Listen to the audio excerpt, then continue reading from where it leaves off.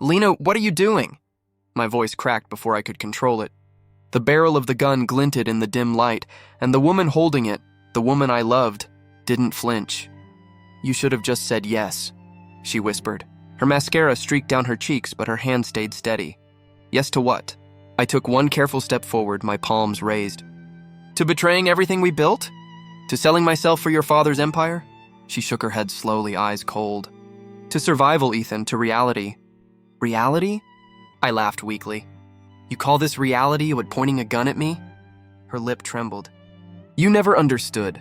You always talked about integrity, about love, about doing the right thing. But love doesn't pay debts, Ethan. Love doesn't build empires. I didn't want an empire, Lena, I said, chest tightening. I just wanted us. She swallowed hard, the gun wobbling for a second before she steadied it again. And I wanted a future. You said no to Victor's proposal. You humiliated him. Do you know what that means for me? I didn't betray you. I protected you. My voice rose before breaking. Your father wanted me to launder money through my company. I said no because it would destroy everything. You destroyed me! She screamed. The silence that followed felt like the calm before a storm. I could hear the rain outside, the soft hum of the city, familiar, almost peaceful. My chest ached with disbelief. Put it down, Lena. You don't want to do this. She stared at me, shaking her head. You left me no choice. Lena, don't move. Her voice cracked, but her eyes stayed sharp. Do you have any idea what it's like to be nothing? To have everything depend on someone who'd rather be poor than powerful? I stepped closer. You think power will make you happy? She laughed bitterly. Happiness? You still believe in that childish word? Because it was real with you, I said. Everything else was noise. We had something real. Stop! She shouted, tears spilling freely now. Don't make this harder. Then don't make it final. For a second, her face softened. That old tenderness flickered. I saw the girl who used to dream with me, barefoot in the rain, planning a future that didn't need gold. Then, as quickly as it came, it was gone. She exhaled. I'm sorry, Ethan. The gun clicked. Lena, please. The shot echoed like thunder. My knees buckled before I felt the pain. The world tilted. I fell backward, crashing into the glass table, shards slicing into my arms. I tried to breathe, but blood filled my mouth, warm and metallic. Through the haze, I saw her drop the gun. Her face twisted in horror. Ethan! Oh God, what have I done? Her voice faded, distorted, drowned beneath the roar in my ears. The ceiling blurred into white. My heartbeat slowed, each thud more distant than the last. My last thought wasn't anger. It was confusion, and then her tears. I couldn't tell if they were guilt or satisfaction. Then, nothing. Darkness swallowed me whole. I don't know how long I drifted. Time lost meaning.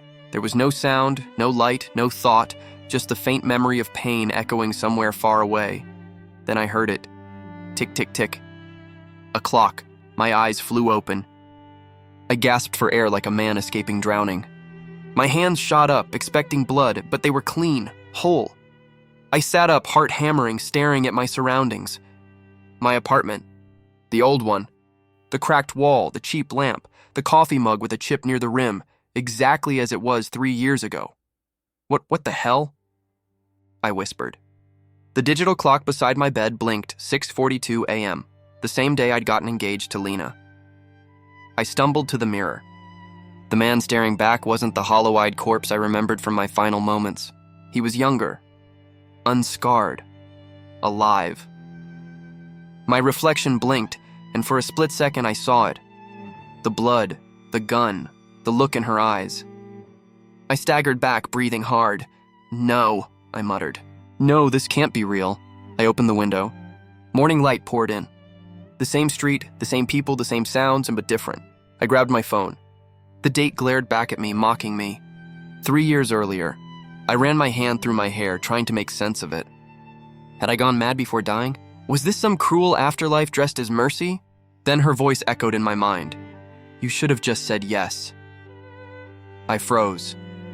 Every memory came flooding back. The betrayal, the shot, the agony, the silence. My knees went weak, but a laugh escaped my throat. A bitter, broken laugh. You killed me, Lena, and somehow I'm back. I looked at my hands again, shaking, alive, full of blood that hadn't yet been spilled. This wasn't hell. It wasn't heaven either. It was a second chance. I walked to the mirror again, meeting my reflection. Same eyes, same scars inside. Last time I said no, I whispered. This time I'll say yes. But not for love, for revenge. I looked toward the horizon, sunlight bleeding through the curtains, and smiled. The world had reset, but I wasn't the same man. The clock ticked once more. Loud, clear, deliberate. Tick, a reminder. This was the night I died, and the morning I was reborn. When the morning light hit my face, I didn't blink. I sat there for hours, staring at the skyline like it owed me an explanation. The air smelled the same. Coffee, smoke, rain on concrete. But the world wasn't the same, I wasn't the same. I tested the air, the floor beneath me, the beat in my chest. All real. My heart thumped, my breath fogged the glass. This isn't a dream, I muttered. This is real. The city outside moved like clockwork, repeating the exact moments I once lived through. The neighbor's dog barked twice, the old woman watered her plants at 8:10, the vendor yelled for change. I remembered it all, every sound, every second. Deja vu with a pulse. I grabbed my jacket and stepped outside. The air stung with cold, sharper than I remembered. People brushed past, unaware they were ghosts replaying an old tragedy. I stopped at the crosswalk where Lena once held my hand. The same spot. I could still hear her voice. "We'll make it, Ethan, just trust me." I swallowed hard.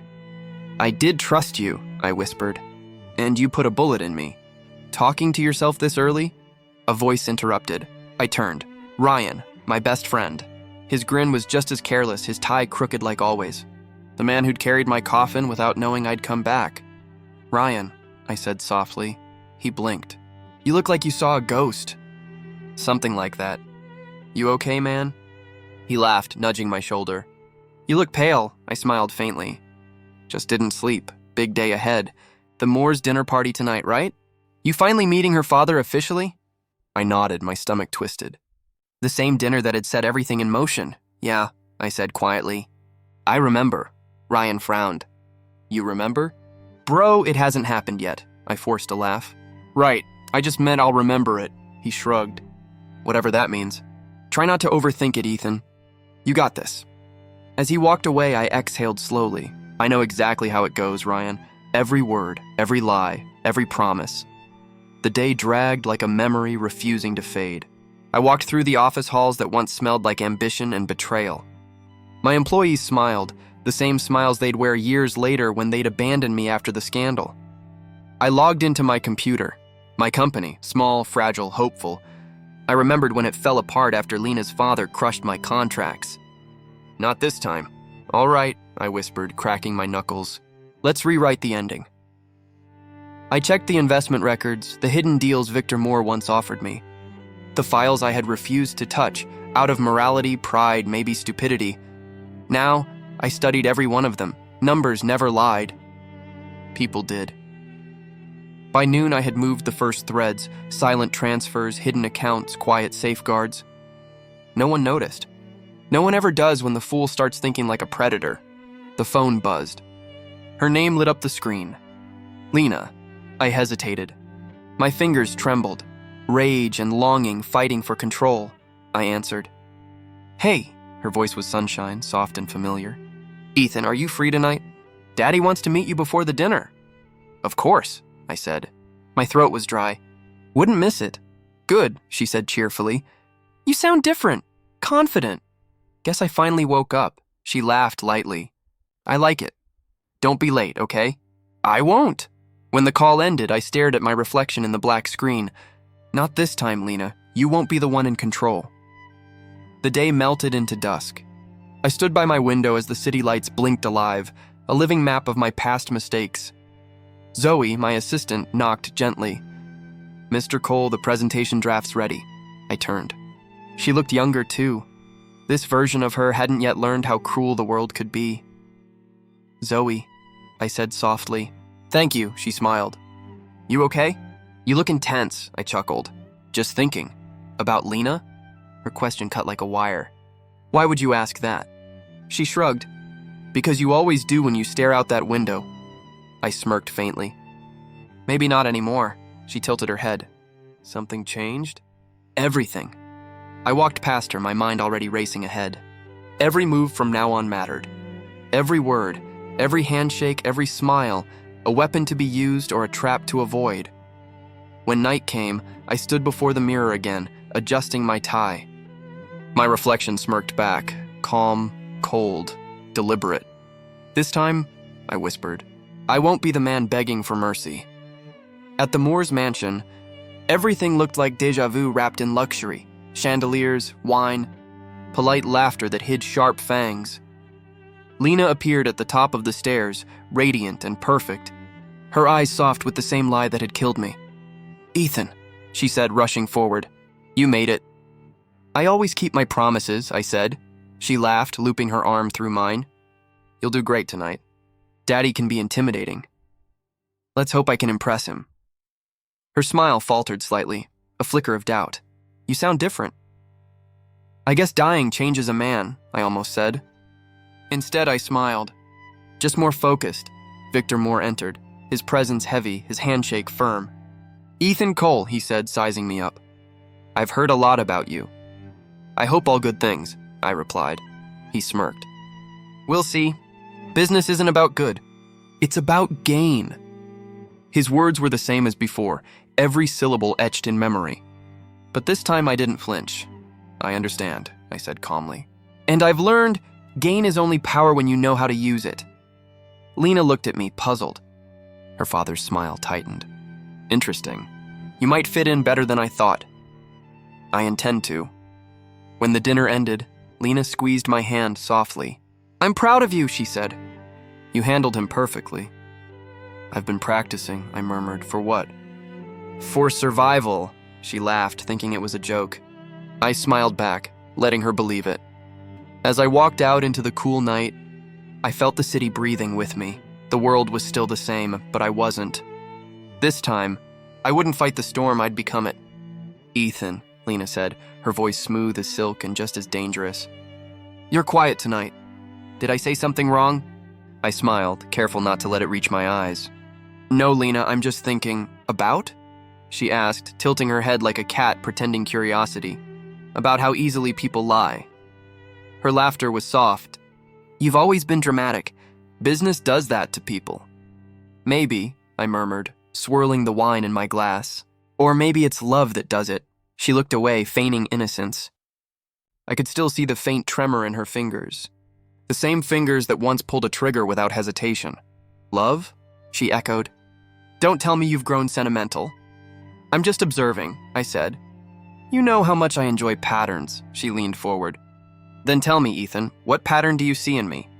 I met her gaze. A woman who always gets what she wants. Until she doesn't. She froze for a heartbeat, then smiled again. That same sweet, practiced smile that once fooled me. Careful, darling. You sound like you're plotting something. Plotting? I chuckled. No, just playing along. Her hand brushed mine across the table, her touch light, deceptive. Good, I hate losing. I know, I said softly. So do I. Later that night, back in my apartment, I stared at the mirror. The man looking back at me wasn't the same one who once begged for her trust. His eyes were sharper, colder. Mara knocked once before entering. You're still awake? I couldn't sleep, I said. You've changed, she said bluntly. You used to smile when you talked about her. People change, I replied, loosening my tie.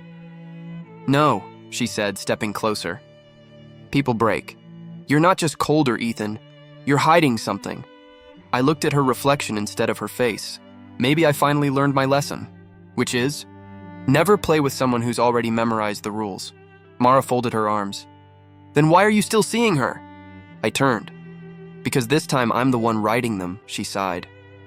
You sound like a man chasing ghosts. Maybe I am, I said. But I'm also setting traps.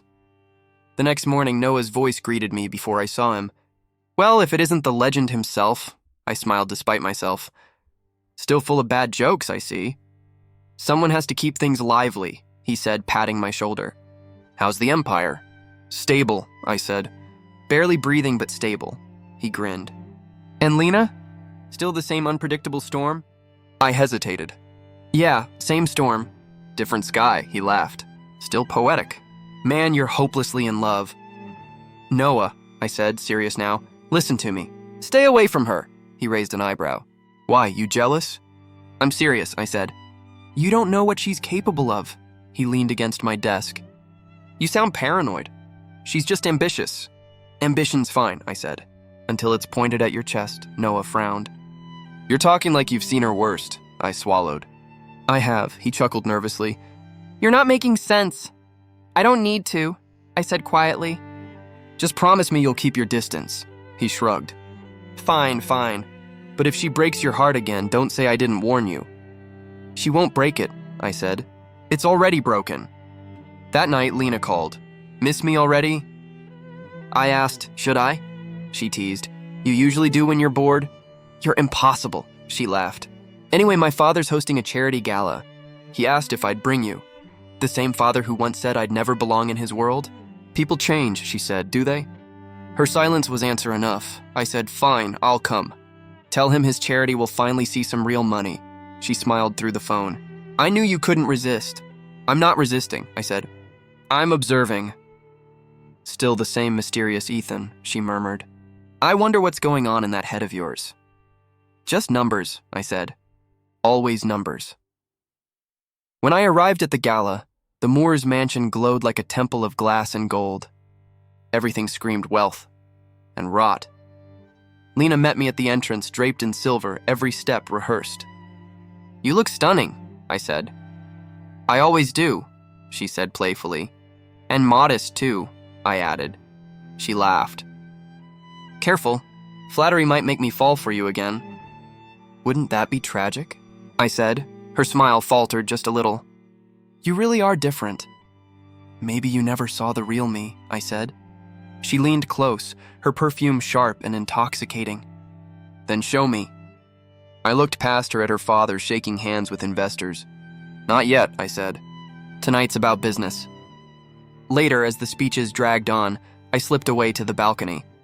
Mara's words echoed in my mind. You're hiding something. She was right. I was hiding everything. Running away from me? Lena's voice came from behind. Just catching my breath, I said. You hate crowds, she said softly. You always did. And you love attention, I countered. She smiled faintly. Opposites attract. They also destroy each other, I said. Her eyes met mine. You talk like we're enemies, aren't we? She hesitated, her mask slipping. Do you really think I'd ever hurt you? I laughed quietly. No, Lena, I know you already did. She blinked. What does that mean? Nothing, I said, stepping back. Just thinking out loud. When the night ended, I watched her car disappear down the driveway. Mara's voice came through my earpiece. Everything go as planned? Yes, I said. They took the bait. Her father signed the preliminary papers? He will, I said. Once he thinks I'm back under her spell. Mara hesitated. And are you? I smiled faintly. Not even close. Then what's next? The same thing that's always next, I said. Another move. Ethan, she said softly, what if this destroys you too? I looked at the empty road where Lena's car had gone. It already did. I'm just pretending it didn't. The city lights blurred through my windshield as I drove home. My reflection in the rearview stared back, colder, calculating, alive. I whispered, You wanted a game. Lena, let's play. And for the first time in years, I felt something close to peace, the kind that only comes before war. Ethan, Lena whispered, tears glistening on her cheeks. Do you still love me? The question hung between us like smoke, thick, suffocating, and impossible to ignore. I smiled slowly, steadying my voice. Of course I do, her lower lip trembled. Then why do I feel like I'm losing you? Maybe because you never really had me, I said, keeping my tone soft enough to sound tender, sharp enough to sting. She flinched. That's not fair. Neither is pretending, I replied. I'm not pretending. She snapped, the cracks in her voice betraying the practiced act. I want things to be like before. Before what? I asked. Before lies? Before ambition? Before the gun? She froze, the color draining from her face. What are you talking about? Nothing, I said quickly. Just a figure of speech. Her eyes narrowed. You're hiding something. Aren't we all? I said. Even you. Later that night, she showed up uninvited at my apartment. I opened the door to find her drenched from the rain, mascara smudged like war paint. Couldn't sleep, she said softly. Can I come in? I stepped aside. You never ask permission, Lena, she smiled weakly. Maybe I'm learning manners. Doubtful, I muttered. She looked around my apartment, tracing her fingers along the bookshelf. Still the same, cold, empty. Some things stay that way for a reason, I said. Do you hate me? She asked suddenly. I sighed. No, hate takes too much energy. Then what do you feel? Nothing that matters, her voice broke. I just want to understand you, Ethan. You had your chance, I said. Now I'm just someone you used to control. I never wanted to control you. I smirked. You're lying again. Her tears fell fast now. You don't mean that, don't I? I whispered. She reached for my hand. Please don't push me away. I looked down at her trembling fingers, remembering the same hands gripping a gun. I'm not pushing you away, Lena. You're already falling. She let go, stepping back. You've changed. I had to. Because of me? No, I said quietly. Because of what you turned me into. After she left, silence filled the room. My reflection in the window looked like a stranger wearing my face. Calm on the surface, chaos underneath. The next morning, I went to the park. The air smelled like wet leaves and distant coffee. That's where I saw her, Zoe. She sat beneath an old elm, painting in silence. She looked up when I passed. You walk like you're running from something. I stopped. Do I? She smiled faintly. Everyone does. Some people just hide it better. Her canvas showed a skyline, fractured colors bleeding into one another. It's messy, she said, frowning. It's honest, I replied. She glanced at me. You sound like someone who appreciates imperfection. Maybe because I'm full of it. Zoe tilted her head. Then we're both in good company. I sat on the bench beside her. Do you always paint strangers? Only the ones who look interesting. Interesting or broken? I asked. She laughed softly. Is there a difference? I smiled for the first time in weeks. Maybe not. We talked for an hour. About color, silence, and the strange piece of rain. Her voice carried no hidden agenda, no performance. It unnerved me. So what do you do? She asked finally. Business, I said. Mostly deals that involve more talking than meaning. Sounds exhausting. It is, I admitted. But it keeps me occupied. Her eyes softened. Your eyes look tired, Ethan. I frowned. Do they? Like someone carrying two lives, she said. I almost laughed. You have no idea how right you are, she shrugged. Maybe I don't need to. You look like someone who stopped believing in peace but still chases it anyway. Peace is overrated, I said. No, she replied gently. Peace is rare. That's why it's worth finding. For a moment, I forgot Lena, the lies, the endless calculations. For a moment, I remembered how to breathe. That evening, Lena called again. I saw you today, she said. At the park. With her, I sighed. Are you following me now? I just happened to be there. Right, I said. And I just happened to be alive. Who is she? Lena demanded. Someone who paints. Don't play games with me, Ethan. Games, I said. I thought that was your department. You're cruel, she whispered. I learned from the best. She went silent, then whispered, You'll come back to me. I already did, I said. You just don't recognize me anymore. Days passed. I kept visiting the park. Zoe never asked for details, never pried. She just painted and let me exist beside her. One afternoon, she said quietly, You look different today. How so? Less like a man pretending. Maybe I'm getting better at it, she smiled. Or maybe you're getting tired of pretending. Maybe, I said. But some masks protect more than they hide. She put down her brush. Then maybe it's time to stop protecting the wrong parts. Her words cut deeper than she knew. That night, I sat alone, watching city lights flicker like dying stars. Mara's voice echoed in my memory. You're colder now. She was right. But Zoe's warmth had cracked something inside me I thought was gone. My phone buzzed. A message from Lena. Dinner tomorrow, just us. I need to talk. I stared at the screen for a long time before replying. Sure. I could almost hear her smile through the silence. The next day, at the restaurant, she looked radiant, desperate, but radiant. "I've missed you," she said. "I know," I replied. "Do you ever think about us?" "Every day," I lied. She smiled, tears welling again. "Then maybe there's hope." "Maybe," I said. "But hope can be dangerous." "Then let's be dangerous together." I leaned closer. "You have no idea how dangerous I can be," she blinked. "What do you mean?" "Nothing," I said with a calm smile. Just thinking out loud again. When the dinner ended, I stepped outside, feeling the night air hit my face. Across the street, Zoe was painting under a streetlight, her canvas glowing like a quiet confession. 2 worlds. 2 lives. 1 mission, I whispered to myself. Revenge has a heartbeat, and it's mine. It started with a single email. 1 file, 1 signature, 1 truth set free. I hit send. "Goodbye, Victor," I whispered. Mara leaned over my desk. "You really did it?" I nodded. "Every offshore account, every fake audit, every bribe. It's all there," her eyes widened. "You know the media will eat them alive." "That's the point," I said quietly. "You could still stop it." "I could," I admitted. "But I won't," she hesitated. "You used to be kinder. I used to be blind. By noon, the world was on fire.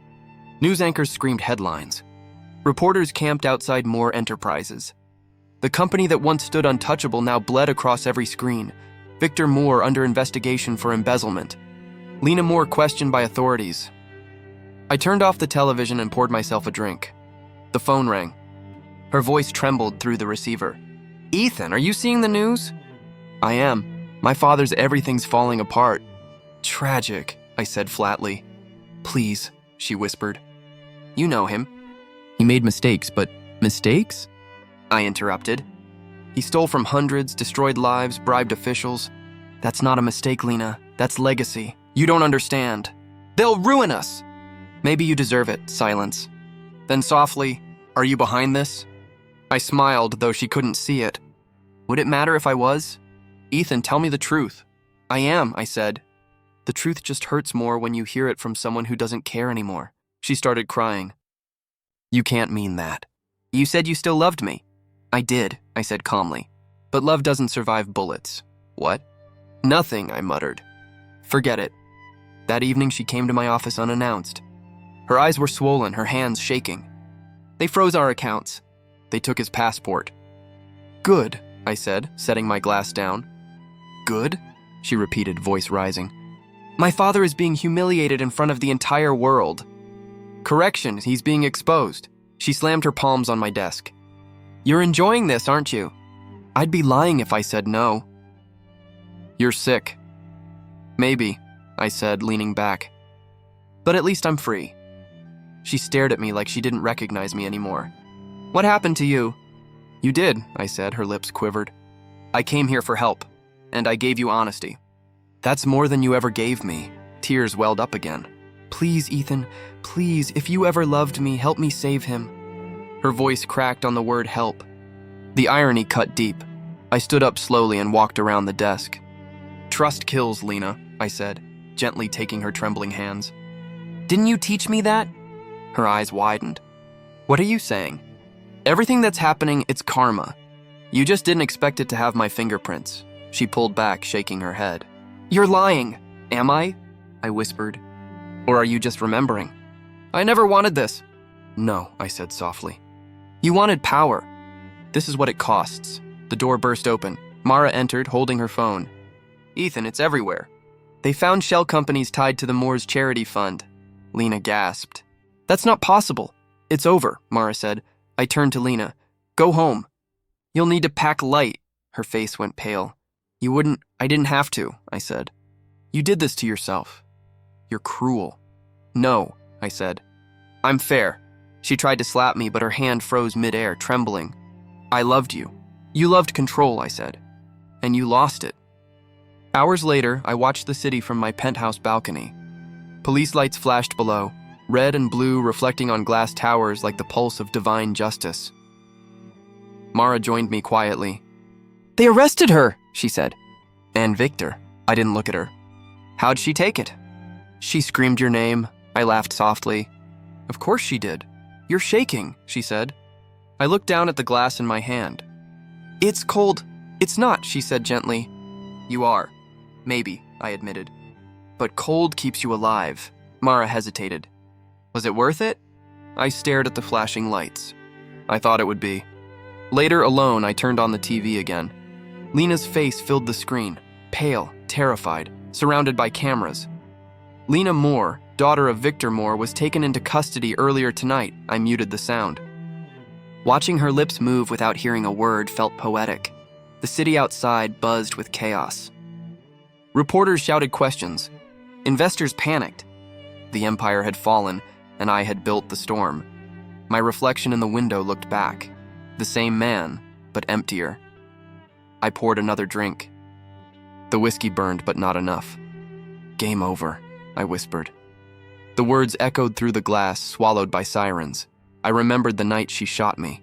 The trembling in her hand, the flicker of guilt in her eyes. You should have just said yes, she had whispered. Now I said yes, and she was the one bleeding. Poetic, cruel, perfect. So why did it feel so hollow?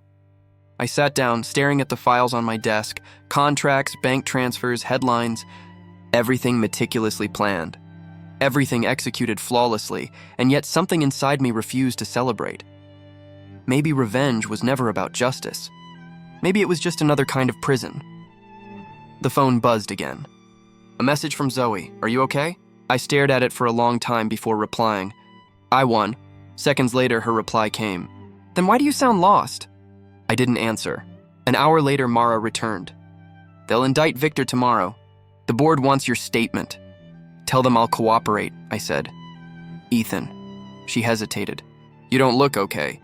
I'm fine. You're not. I said I'm fine. She frowned. You think destroying them will fix you? It fixed the world, I said, but not you. Her words hit harder than I expected. When she left, I sat in silence, watching the city lights fade into the night. Outside, rain began to fall, soft, steady, cleansing. For a second, I thought about going to Zoe, about letting go, but the past clung too tightly. I whispered into the empty room. Forgiveness is for the weak. And yet, even as I said it, I didn't believe myself. The whiskey bottle was almost empty when the first rays of dawn broke through the window. Below, police cars still lined the street outside the Moore's mansion. Reporters shouted. The world devoured its fallen idols. I should have felt triumphant. I should have felt free. Instead, I just felt done. I raised my glass one last time to the skyline. Here's to you, Lena. You wanted control. You got chaos. I drank, closed my eyes, and let the silence fill me. For the first time since that gunshot, I didn't feel anger. I didn't feel victory either, just emptiness. The prison walls reeked of rust and despair. I told myself I came here for closure, not curiosity. But as soon as I saw her, Lena, sitting across the glass, thinner, paler, eyes hollow, I knew closure was a lie. Ethan. Her voice trembled like old glass. You came. I shouldn't have, I muttered, my reflection cutting between us. But you asked. She pressed her palms against the glass. You look different, colder. I wonder why, I said flatly. Maybe dying does that to a man. Her lips quivered. Don't say that. I will, I snapped. Because that's what you did, Lena. You killed me. Her shoulders shook. I didn't mean to pull the trigger. I laughed, sharp, bitter. You didn't mean to? What were you planning then? A warning shot? A love tap? Tears slid down her cheeks. You don't understand. No, I cut in. I understand perfectly. You wanted power. You wanted your father's empire. And I was just another pawn in your game. Her eyes closed. I loved you. Stop lying, I said, voice cracking despite myself. You loved what I could give you. Not me. I loved you, Ethan, she whispered, trembling. But Victor, he said you'd betray us. He said if I didn't act first, so you shot me to prove your loyalty? I leaned closer, my reflection slicing her face in two. That's love to you? I was scared, she whispered. I thought I was saving everything we built. I stared at her, the silence pressing between every word. Everything we built burned the second you pulled that trigger. Her breathing hitched. "I can't sleep," she said softly. "Every night I see you, the way you fell, the blood." "Good," I said, colder than I meant to. "At least one of us remembers," she choked on a sob. "Do you hate me?" I stared at her hands, trembling against the glass. "I wish I did." "Hate's easier than pity," she flinched. "Pity? You're not the woman who killed me anymore," I said. "You're what's left after she destroyed herself." "Please," she whispered, tears streaming. "Tell me what I can do." "You can't undo death." Her head dropped, hair falling like ash.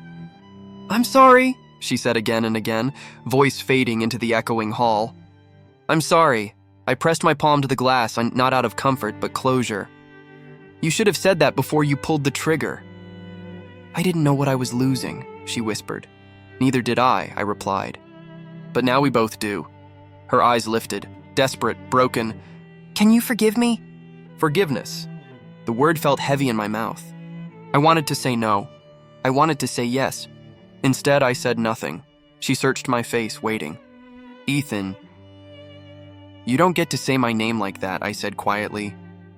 "Not anymore." Her lips parted, trembling. "You still wear the watch I gave you." I looked down. The leather strap clung to my wrist, faintly scratched, the only relic that survived that night.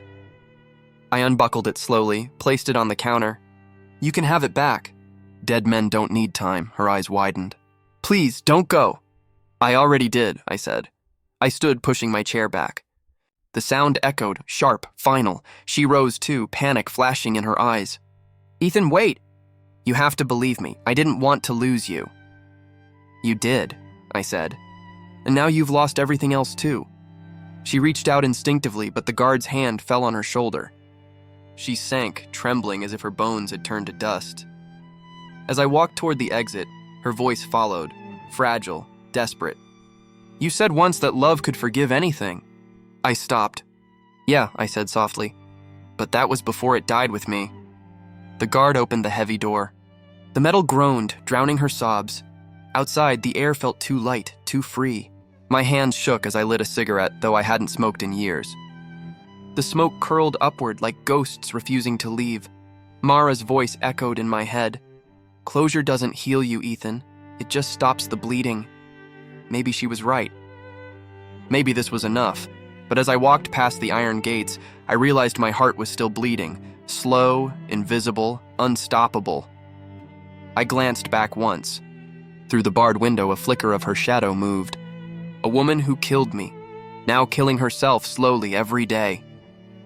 I whispered, almost to myself, "Maybe in another life, Lena." The wind carried the words away. I didn't look back again. The rain was gentle this time, not sharp, not punishing. I walked down the same street where my blood once stained the asphalt. It smelled cleaner now, almost forgiving. Zoe walked beside me, holding her umbrella halfway between us. "You're quiet again," she said, smiling. "That's new. Usually you're lost in some storm inside your head." I glanced at her. "Maybe the storm's finally passing," she tilted her head. "Or maybe you just learned how to walk through it," I chuckled. "You always have to sound poetic, don't you?" "Guilty," she said. "Artists see metaphors everywhere, even in men who pretend not to feel," I laughed softly. "Pretend? That obvious?" She nudged me lightly. "To everyone but you." The city lights blurred through the drizzle, and for a moment I saw ghosts. Lena's face in the reflection of a window, Victor's shadow fading into the dark. They didn't scare me anymore. "You look lighter," Zoe said suddenly, "like you dropped something heavy." "I did," I said quietly. "A name, a grudge, maybe even a ghost," she smiled. "Sounds expensive." It was, I admitted. "Cost me everything I thought I was." Zoe stopped at the corner, her eyes studying mine. "Was it worth it?" I looked past her and at the same alley where I once begged for my life.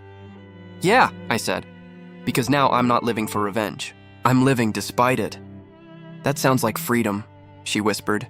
"It feels like it," I said. "Took me 2 lives to earn it," she grinned. "Then don't waste this one." We crossed the street.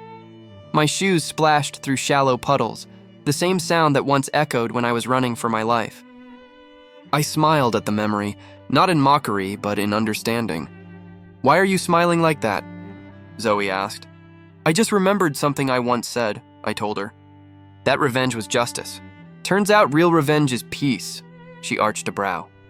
Peace? That's not nearly as dramatic. Exactly, I said. That's what makes it powerful. She laughed softly. You're starting to sound poetic too. Maybe I'm catching it from you. Zoe looked ahead, her expression softening. I think you're healing, Ethan. I took a deep breath. The air was cool, clean, the kind that didn't choke you with memory. Healing's messy, I said. But it's better than bleeding. She nodded, silent for a while. Then she whispered, Do you still think about her? I paused. Sometimes. And when you do, I remember that she was human, I said. Flawed, afraid, just like me. That's kind of beautiful, Zoe said. It's necessary, I corrected. Otherwise, I'd never forgive myself for what I became because of her. The rain eased, turning to mist. The city glowed faintly and golden, calm, alive. Zoe smiled. You know, my father still tells the story of that poor boy who wanted to buy his company. I laughed. And now his daughter calls that boy boss. She smirked. He hates it. Then it's perfect, I said, grinning. I didn't destroy him, Zoe. I just became everything he said I couldn't be. She looked impressed. So transformation as revenge? Something like that, I said. Destruction's easy. Becoming better, that's the real punishment. Zoe stopped, turned toward me. And what do you call this version of you? I thought about it. The anger, the fire, the silence, the second chance. A man, I said finally. Not the one I was, just the one I'm becoming. Her smile softened. That's the best kind. We reached the old park, her favorite spot. The same bench where she'd first spoken to me months ago, calling me out for having eyes that carried 2 lives. She sat down, patting the space beside her. Do they still? I joined her. Maybe 1.5 now. She laughed, eyes bright. Progress. Yeah, I said, looking up at the clouds parting above us. For the first time, I'm not haunted. I'm just here. Present, she said softly. Alive, I corrected. We sat in silence, listening to the distant hum of the city. Somewhere life went on, sirens, laughter, thunder far away. Zoe broke the quiet. Do you ever miss who you were before all this? No, I said. He was blind. He thought love was forever, trust was simple, and revenge would make the pain stop. I've outgrown him, she nodded. So who are you now? I smiled faintly. Someone who finally understands the cost of love and why it's still worth paying. Her gaze lingered on me, unreadable. You talk like someone who's found peace. Maybe I have, I said. Or maybe peace found me when I stopped looking. She leaned her head on my shoulder. You know what I think? What? That this, she gestured at the quiet city, the rain, the 2 of us, is what you were meant to find all along. I looked at her, really looked. The simplicity, the honesty, everything Lena never gave me.